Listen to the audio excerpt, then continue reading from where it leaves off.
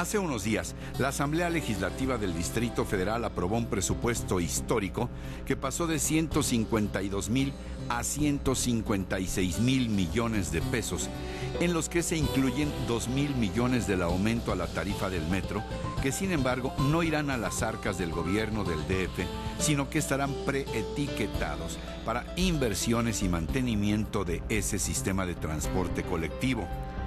Hubo también consenso entre los diputados de los diversos partidos sobre los principales componentes del presupuesto. En el Código Fiscal se actualizará el impuesto en la compra de bienes inmuebles, ahora a valor comercial. Algo muy importante es que no habrá aumento en el impuesto predial, aunque por supuesto la parte más ríspida de la discusión ha sido sobre cómo y en qué se gastarán los dineros del DF. Y en todo este debate ha sido clave la participación de una mujer. Ella es Estela Damián, una hiperactiva diputada perredista, quien es la presidenta de la Comisión de Presupuesto y Cuenta Pública de la Asamblea Legislativa del Distrito Federal. Guerrerense, abogada de origen, tiene también estudios contables y diplomados en derechos humanos, y hasta ahora ha forjado una intensa carrera en cargos públicos y de representación popular. Diputada Damián, a nadie le gusta pagar impuestos, ni que le aumenten las tarifas de ningún servicio. Pero peor que eso, a todos nos indigna, nos molesta que pagamos en impuestos, que nuestro dinero se vaya por los caños de la ineficiencia, el dispendio, o peor aún, la corrupción. ¿Por qué en el Distrito Federal tendríamos que pagar impuestos? Y tendríamos que hacerlo con absoluta convicción. Bueno, primero, buenas noches. Muchas gracias por invitarme, Ricardo. Yo quisiera hacer un análisis muy breve, muy concreto de lo que tú acabas de preguntar. ¿Por qué en el Distrito Federal somos distintos, somos diferentes? Porque además ni siquiera cabe la duda, a nivel nacional somos aquellos que ponemos el ejemplo. El Distrito Federal hoy recauda el 50% en impuestos locales. Todo lo que tiene que ver con ingresos, la mitad corresponde a locales. Esto significa que la gente está de acuerdo con pagar lo que le corresponde, a diferencia de todos los demás estados de la República. Solamente para que lo tengamos como referencia, si el presupuesto de la ciudad es de 157,000 millones de pesos en números cerrados, la mitad corresponde al ejercicio de cada uno de los ciudadanos que aquí habitan. Un presupuesto histórico aumentó de 152,000 a 156,000, casi 800 y tantos pesos. ¿Se justifica este aumento? ¿Y qué va a pasar con el polémico incremento en la tarifa del metro? Representa, entiendo, unos 2,000 millones de pesos. ¿También se van a las arcas del gobierno o van a ser de verdad utilizados para mejorar el servicio? Empiezo por lo final. El metro es incorporado al paquete económico en dos documentos, en dos normas. Una es la ley de ingresos y la otra es el presupuesto de egresos. ¿Por qué se incorpora? Justamente porque desde la Asamblea Legislativa estamos totalmente conscientes de que fue una decisión ejecutiva, fue un decreto ya el que se estableció, el que se publicó y el que en estos días la gente ya esté pagando a 5 pesos el boleto de metro, pero hay una excepción de 100,000 personas que van a tener un subsidio para que sigan pagando los 3 pesos. Pero aquí me detengo y te quiero señalar, se pone en egresos con una condicionante. Hay proyectos ejecutivos que se tienen que realizar con este recurso económico, que son 2,730 millones de pesos lo que se va a recaudar por este incremento.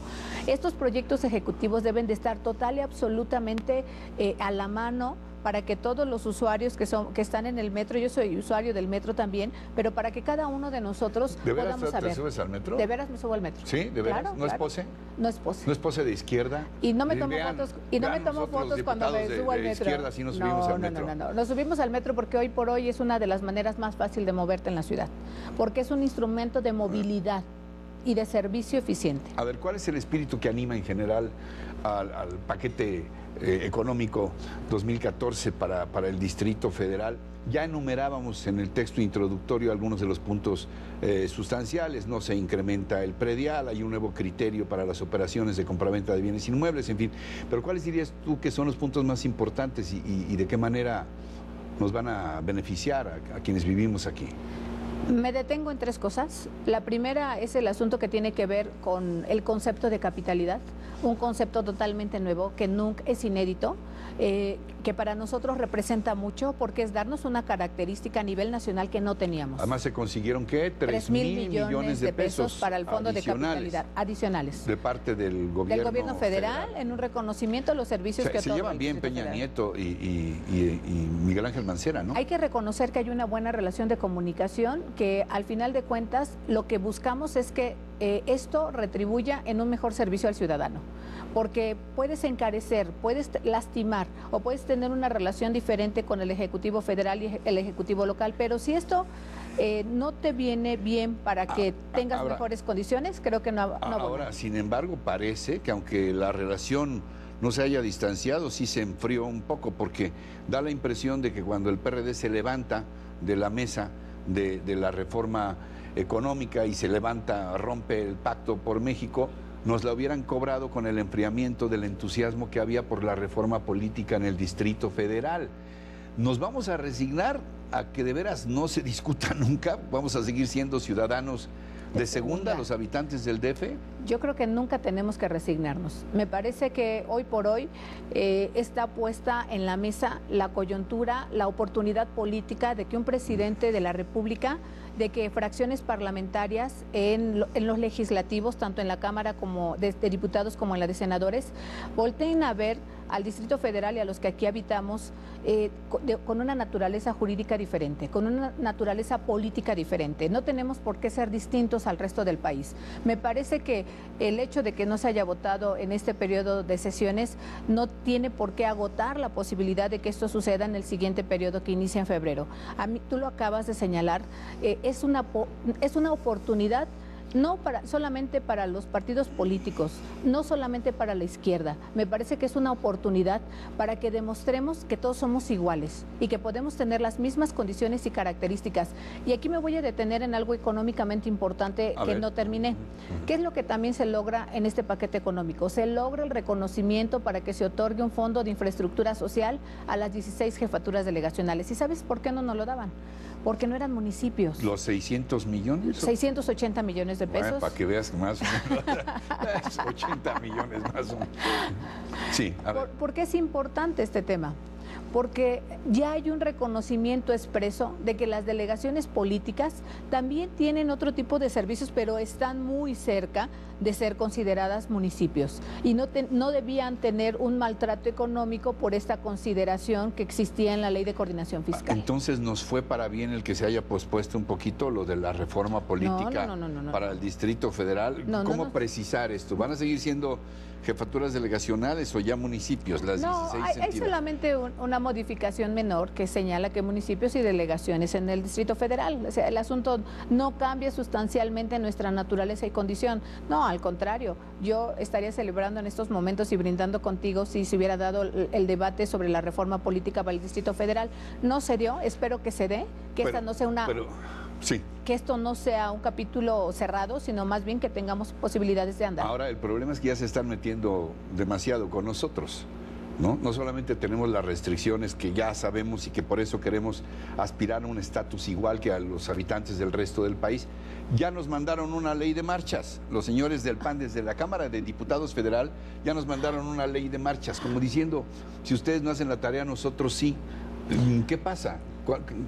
¿Crees que este gobierno no ha actuado lo suficientemente rápido o la tolerancia que ha mostrado Miguel Ángel Mancera como jefe de gobierno, aunque tenga un costo político, ha valido la pena? Porque mucha gente dice, ya hubiera sacado el garrote, le hubieran dado ya a los manifestantes. No hay ninguna restricción para dar ningún debate, ninguna. Y a mí me parece que el debate más importante que tiene que dar la Asamblea Legislativa no es para prohibir o para regular marchas, es para hablar de derechos. Porque como derecho es aquel que se manifiesta, como derecho es aquel que se quiere trasladar a otro lugar. Y en ese escenario tenemos que dar el debate. Y nosotros, al menos en el PRD, en la Asamblea Legislativa, el grupo parlamentario está dispuesto a ir a la mesa para hablar sin tapujos, sin prejuicios, para escuchar las voces más radicales de un punto y del otro. ¿Pero qué? ¿Nos vamos a dejar imponer esta ley? No, por supuesto que no. Ya el doctor Mancera ha fijado una postura con relación a esto. Si quieren dar pasos hacia adelante en este sentido, por supuesto que el gobierno de la ciudad ya señaló que va a controvertir el tema y la Asamblea Legislativa también está actuando en consecuencia. Decirte que para nosotros el siguiente año viene con uno de estos retos que es uno de los más importantes, pero no hablemos de prohibir y no hablemos de hostigar o de maltratar o de agredir ni a uno ni a otro, porque ambos están en su derecho y hay que hablar del derecho que tenemos todos de trasladarnos, de manifestarnos en armonía. Creo que esa es la parte más relevante. ¿Cómo le hacemos para convivir, para coexistir y para evitar una ciudad de este tamaño en donde el 70% de las manifestaciones son por conflictos federales? Dos preguntas finales, diputada, cándidas, como diría mi gurú intelectual Hugh Hefner, el de Playboy. ¿Qué significa para ti la responsabilidad de manejar esta cantidad de miles de millones? Uno, como ciudadano, no entiende, pues, o sea, montañas de dinero, ni siquiera los puede imaginar. 156.800 millones de pesos. ¿Qué significa para ti? Además, eres hiperactiva. Me llegan 144 mails de actividades tuyas cada día a mi celular. Eres hiperactiva, sí. A ver. El ejercicio de una ciudad es el mismo que el que hace cualquier jefa de familia en su casa. Tú no puedes gastar más de lo que tienes. Tú no puedes ser irresponsable en llevar a tu familia a la bancarrota. Tú tienes que organizar tal cual el ejercicio de las finanzas de tu casa como si fuera el de la ciudad. Te diría eso con toda la naturalidad y la confianza que tenemos. De esa manera puedo ver esta perspectiva de pensar en los miles de millones de pesos que maneja esta ciudad. ¿Cómo tienen que estar las finanzas de la ciudad? Como las propias, sanas, impecables, sin que este asunto genere ruido. Y tú lo decías hace un momento, en tu casa tú lo exiges y en la ciudad lo tienes que reclamar más. ¿Cómo tienen que ser? Transparentes, con rendición de cuentas, porque todo el mundo quiere saber no solamente que hay más recursos, en qué se van a ocupar y si se ocupan eficientemente. Ahora sí, finalmente, fíjate qué pregunta más elemental. ¿Qué significa ser habitante de esta Ciudad de México? Y no te digo de nacer porque tú naciste en Guerrero, abogada de origen, te has involucrado con causas nobles de derechos humanos, en fin, pero ¿qué significa ser habitante de esta ciudad amorosa que igual ve crecer a los que nacieron aquí, que recibe también a todos, vengan de donde vengan, sin ningún prejuicio? ¿Qué significa ser habitante de esta ciudad para ti? Es un orgullo, una satisfacción.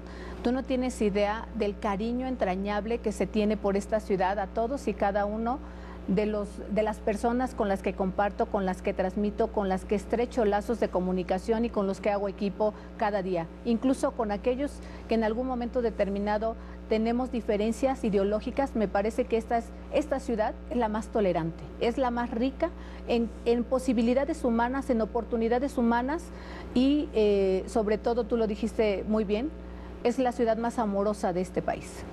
Diputada Estela Damián, presidenta de la Comisión de Presupuesto y Cuenta Pública de la Asamblea Legislativa del DF, gracias. No, Ricardo. Gracias por acudir a esta convocatoria de este animal nocturno. Gracias. Un gusto para mí. Gracias. Seguimos con Patricia Yac.